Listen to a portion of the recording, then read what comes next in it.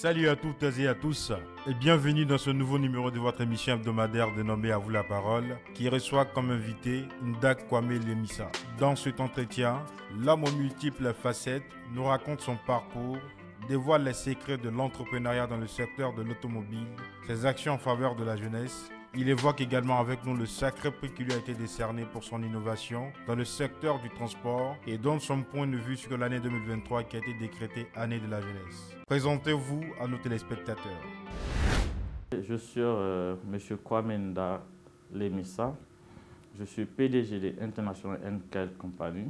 Je suis financier de formation. Qu'avez-vous fait pour être là où vous êtes aujourd'hui? Je crois que c'est une longue histoire, arriver à être NKL que je suis aujourd'hui. Je suis passé d'abord par l'université. Voilà, j'ai fait les sciences économiques et gestion à l'université Félix Houphouët-Boigny. Voilà, en licence 3, j'ai décidé d'entreprendre, de me lancer dans l'entrepreneuriat. Mais la seule question que je me posais, comment avoir les moyens pour entreprendre? Et j'ai vu que c'était par la meilleure question. La meilleure question pour entreprendre, c'est de se demander qu'est-ce que j'ai et ce que j'ai, qu'est-ce que je peux faire avec ça. C'est de pouvoir analyser ses ressources. Et j'ai vu que j'avais, quand je débutais l'entrepreneuriat, le jour où j'ai eu l'envie d'entreprendre, j'avais que 2000 francs. Ça, je le dis toujours. Mais avec 2000 francs, comment on peut entreprendre avec 2000 francs? C'est quelque chose qui est pratiquement irréel. Mais je me suis dit, je voyais des gens qui faisaient des placements de servantes et tout. Et je me suis dit, là, pour faire un placement de servant, on n'a pas besoin d'avoir des millions. Il faut seulement un bout de papier, mettre placement de servant, NKL service, et se promener avec un pot de colle de 800 francs, collé partout à Bingerville, à Cocody. Et c'est comme ça que j'ai débuté l'entrepreneuriat. Donc je peux dire que j'ai commencé l'entrepreneuriat avec 2000 francs. Quel est le secteur dans lequel on pourra investir aujourd'hui et réussir en entrepreneuriat? Bien que tous les secteurs sont concurrentiels, il y a du monde partout. Seulement, quand vous venez, il faut analyser le besoin et chercher à résoudre ce besoin-là. En analysant le besoin, vous allez pouvoir vous trouver un segment de marché sur lequel vous pouvez vous positionner. Et sinon, si vous voulez regarder et dire il y a un secteur qui est libre, je vais me lancer dans le secteur, le secteur n'est pas forcément porteur. Donc, il faut se lancer dans un secteur où il y a un besoin et chercher à résoudre ce besoin-là. Donc, c'est ce que nous faisons. Nous essayons de voir un segment de marché qui nécessite un besoin auprès de notre population. Et c'est sur ce segment qu'il faut se lancer. Et je conseille cela à tous les jeunes. Certaines personnes ont cette envie d'entreprendre, mais elles échouent à chaque fois qu'elles commencent. Vous, en tant que PDG d'une structure, quels conseils donnez-vous à ces structures? L'entrepreneuriat, c'est un monde qui est très difficile. J'ai dit que l'entrepreneuriat, c'est un fleuve qui n'est jamais tranquille. Un entrepreneur, il échoue toujours et il recommence. C'est ça le vrai entrepreneur. Il n'y a pas un entrepreneur qui dit « je n'ai jamais échoué ». Vous allez échouer, mais c'est par persévérance que vous allez réussir. Et entreprendre, c'est un combat de tous les jours. C'est un combat de tous les jours. Donc, à ceux qui échouent, je leur demande de reprendre. Parce que le succès, le goût du succès, c'est lorsque tu échoues 1000 fois, que tu réussis une seule fois, c'est ce qui fait le goût du succès. Donc, il faut toujours recommencer et pouvoir atteindre l'objectif. Il ne faut pas regarder les échecs. Vous êtes investi dans le financement des projets jeunes. Quels sont les critères pour être éligible à ce financement? Critères pour être éligible au financement jeune. Ici, moi, j'ai un combat, c'est de rendre le financement accessible à tout citoyen qui a un bon projet. Déjà, en tant que financier, j'ai déposé mes valises dans le domaine du transport en rendant le crédit automobile accessible, comme d'autres confrères, bien sûr. Et nous sommes en train de développer d'autres modèles financiers pour pouvoir accompagner les jeunes qui ont des projets en créant une microfinance d'ici 5 ans pour accompagner les jeunes qui ont des projets porteurs. L'accès au financement fait un blocage à la création d'emplois et augmente le chômage dans nos pays africains. Tout le monde n'a pas accès au financement. Seules les personnes nanties peuvent avoir accès au crédit. Et ça, c'est déjà un paradoxe pour nos institutions financières qui n'accompagnent pas les activités des jeunes. L'État fait son effort, mais beaucoup reste à faire dans ce domaine-là. Si nous accompagnons le financement jeune, nous allons créer beaucoup d'emplois. Et si nous créons beaucoup d'emplois, ça va augmenter le revenu de nos concitoyens et les activités vont avoir une plus-value. C'est-à-dire que tout va commencer à marcher parce que les gens ont l'argent pour pouvoir consommer. Et ça va réduire le chômage. Donc, ces agrégats macroéconomiques-là, je crois bien que tout part par la base du financement. Voilà pourquoi j'ai dit Henkel se positionne en tant que sur le crédit. J'ai 50 francs, je peux consommer pour 100 francs. Après l'octroi du fonds, comment se fait le remboursement? Le remboursement, déjà, nous sommes implantés dans les véhicules. On sait qu'une voiture qui fait le taxi, c'est des recettes qui entrent journalièrement. Donc, si la voiture travaille, alors il ne doit pas avoir de complication de remboursement. Les gens doivent pouvoir rembourser.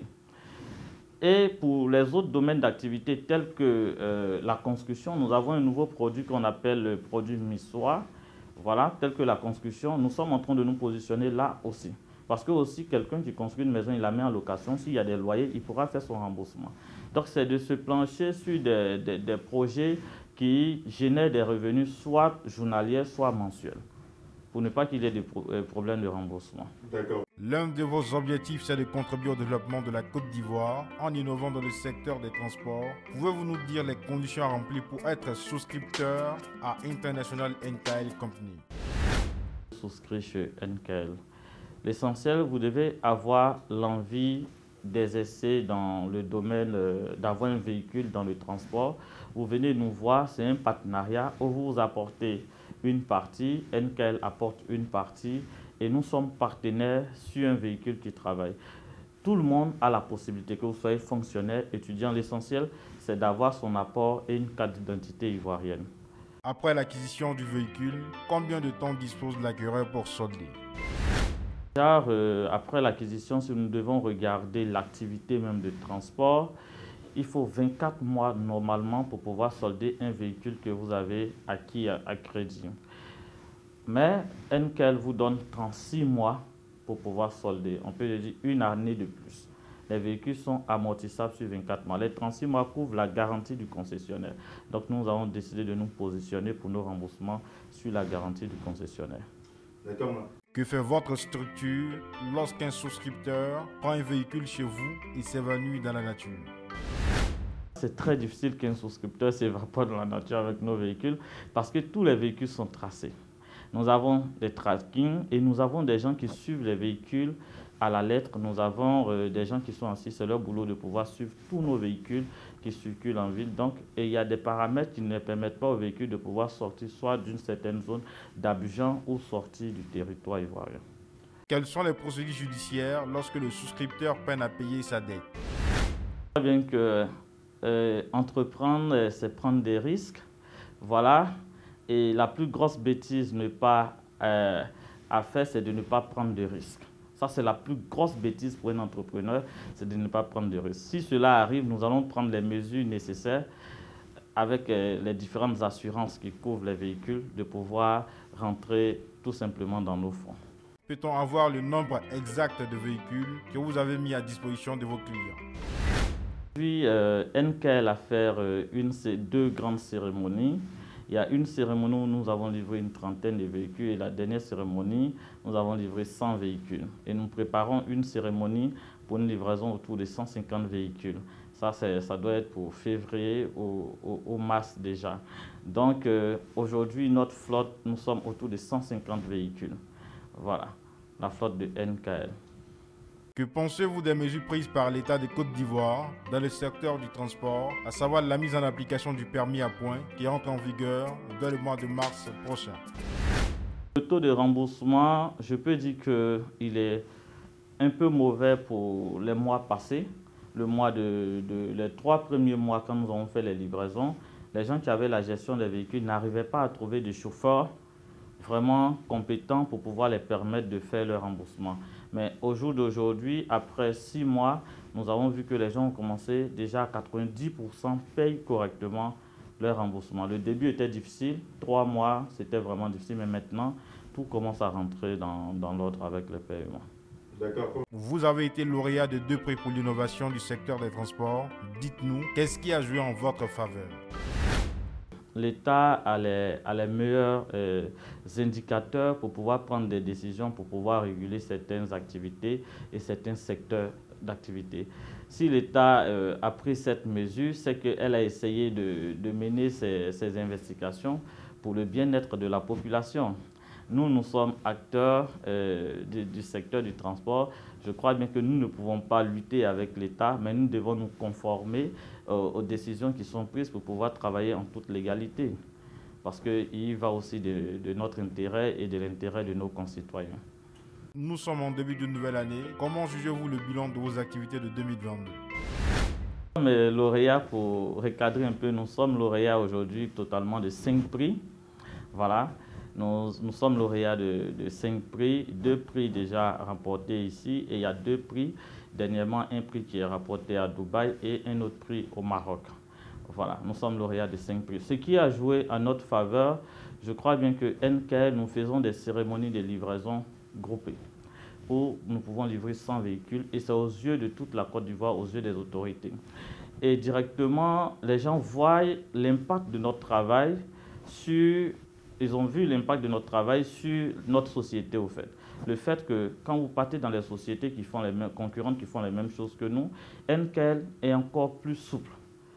C'est ce que je peux dire. NKL est encore plus souple. Donc, cela a joué à notre faveur en tant qu'une entreprise citoyenne et a valu tous ces prix que nous avons remportés en 2022 et nous continuons encore pour 2023.